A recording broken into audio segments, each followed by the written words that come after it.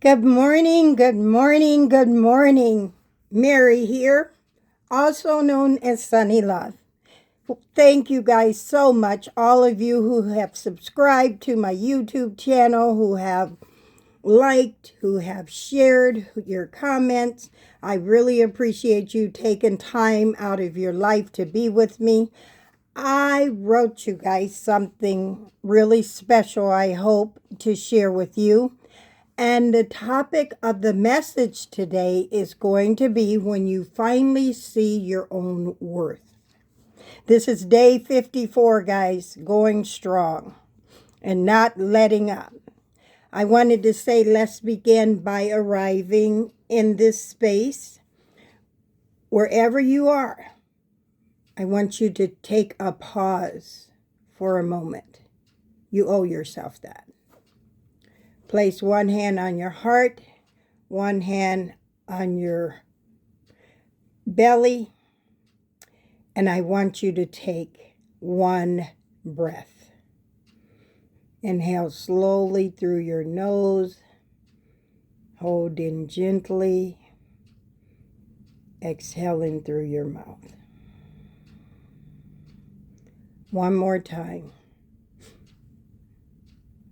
Inhale slowly through your nose, hold it gently, exhale through your mouth. No fixing, no striving, just presence. You are safe here. Truth is welcome here, and nothing needs to be forced. As you know, today is day 54, and I myself can't believe how dedicated you all have been, how I've called myself to wake up and do this every morning. For years, many of us walk through life unconsciously waiting. Today, I want to talk to you about that moment. The moment you finally see your own worth, and suddenly nothing looks the same again. Even my hands look different. My heart feels different. For years, many of us know we just sometimes didn't know what to do, waiting for someone else to tell us that we matter.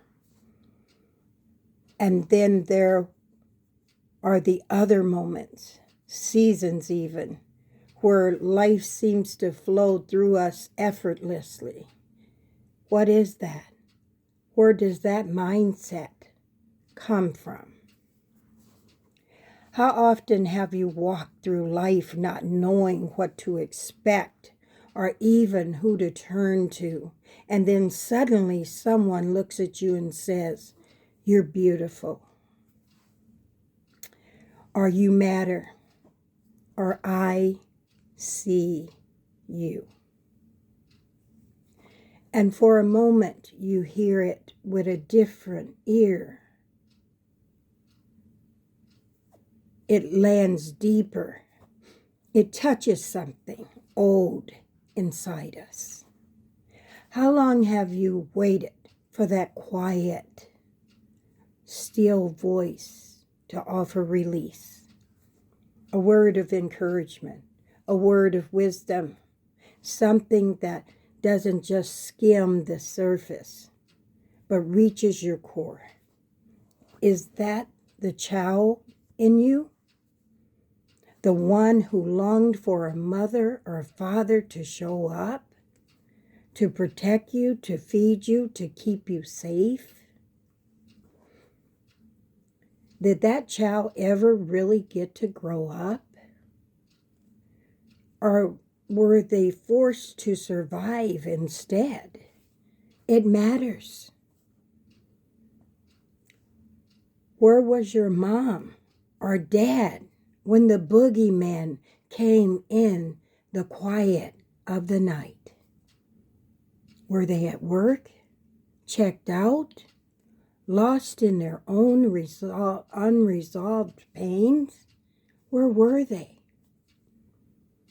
Why is it so many of us feel called to save others while slowly dying inside ourselves? It's often easier to feel like we're guiding others and helping them face the wilderness of their own unhealed yesterdays.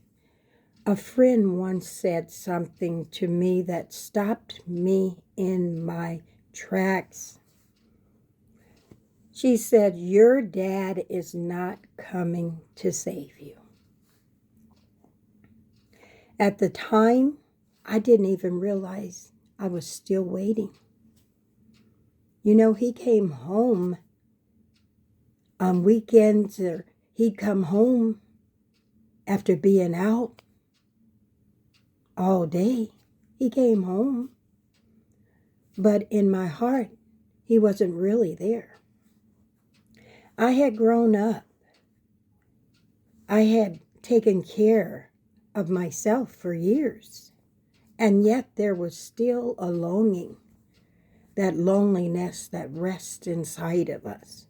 My brother and I spent much of our childhood just waiting to see what would happen next, waiting to see who would show up.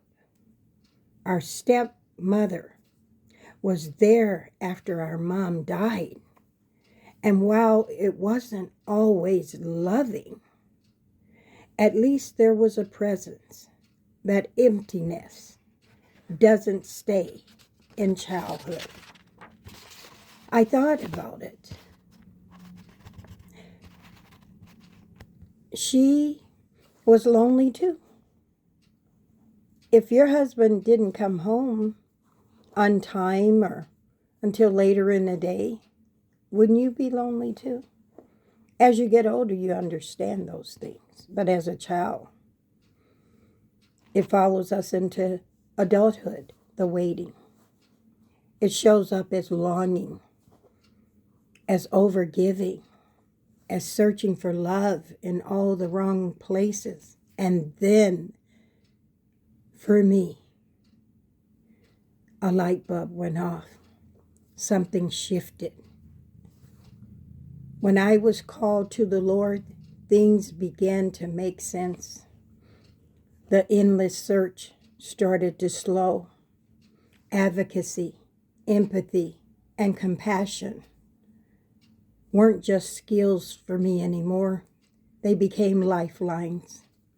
I found myself helping others find their ways, standing on the front lines of healing, believing that this was my purpose and my calling, and it really was.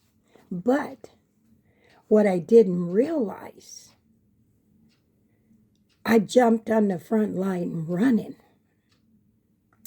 And I was leading, though, from my wounds, because I had yet to heal myself. They were still open. Things you put Band-Aids on. Healing from the inside out doesn't announce itself loudly. It whispers. It settles into the crevices of our hearts. And slowly, words that once felt distant began to breathe life where death had lived for such a very, very long time. At first, you want to keep that new freedom quiet. You're afraid that if you speak too soon, someone might take it from you. You don't want to be misunderstood, read the wrong way.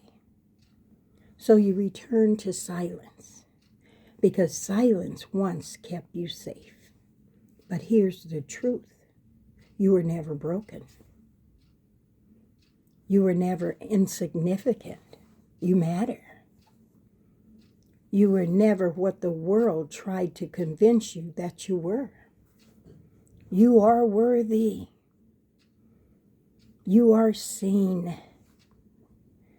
You are held. As I learned and trained and practiced responsive care, restorative dialogues, advocacy, and healing work, something else was happening quietly inside my own core. I wasn't just helping others build toolboxes. I was finally opening my own. Not trying to master anything, just loving and learning. My heart was open, just responding to the call. And along the way, I began to see myself differently. Hindrances came in many forms, but it's often the blind spots we never see that steal our joy. When those blind spots finally come into the light, something shifts. Freedom becomes possible because we've given ourselves permission to arrive. Even when the world feels heavy, even when terror seems loud out there all around us, can you feel it? Uncertainty fills the air, we know it. And I said to myself, but he said, my Savior, that this too will pass. I heard that. I listened to that. I mimicked that. A new tomorrow is always forming, even with the chaos that's going on here in Minneapolis, in our city today. Everybody, everywhere, don't know what to do, don't know where to go. But I want to thank you. You all have showed up 54 days in a row. Many of you. Not all of you always come back. And I get that. Life gets busy. But I truly want to thank each and every one of you who have subscribed, who have liked, who have shared, who have left a comment. And I believe I answered all those comments. You just simply showing up here is amazing.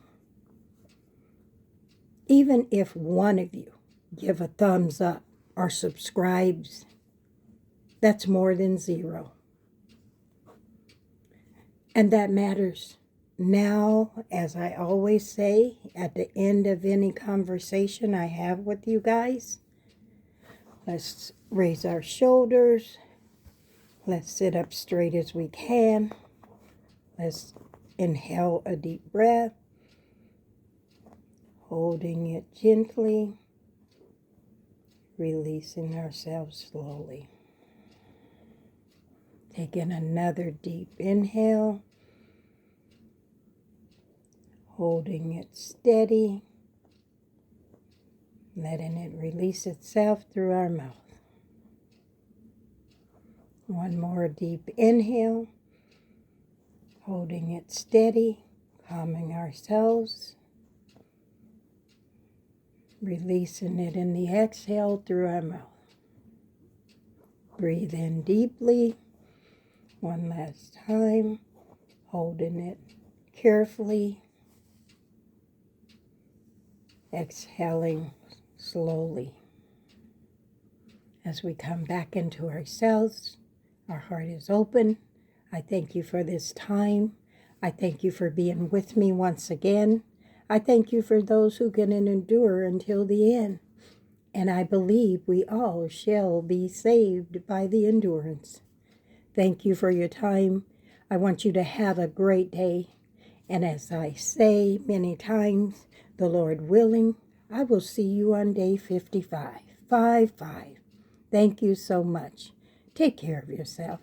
Give yourself a big hug. You deserve that today. Take care. I will see you day 55 tomorrow.